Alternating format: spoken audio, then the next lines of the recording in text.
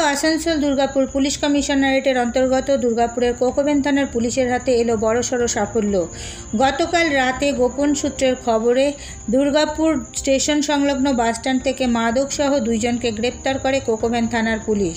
সূত্র থেকে জানা গেছে, ধৃতদের থেকে উদ্ধার হয়েছে প্রায় 500 গ্রাম ব্রাউন সুগার, যার বর্তমান বাজার মূল্য আনুমানিক 12.5 লক্ষ টাকার মতো। ধৃতদের নাম মোহাম্মদ শেখ ও আসাবুদ্দিন মল্লিক। পুলিশের হাতে ধৃত দুজনই নদিয়া জেলার বাসিন্দা।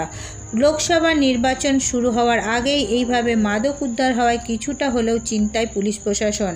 জানা গেছে, আজ ধৃতদের আসানসোল আদালতে তোলা হয়েছে এবং ধৃতদের 10 দিনের পুলিশি হেফাজতের আবেদন জানানো হয়েছে।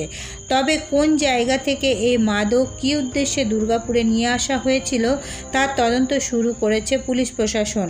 এর আগেও একইভাবে দুর্গাপুর থেকে উদ্ধার করা হয়েছিল মাদক। সেই সময় গ্রেপ্তার হয়েছিল মাদক চক্রের লোকেরা। তাই একটা প্রশ্ন উঠছে, কেন বারবার দুর্গাপুরের বুক থেকে মাদক উদ্ধার হচ্ছে? মনে হয় সেটাই প্রশাসনের চিন্তা বাড়াচ্ছে।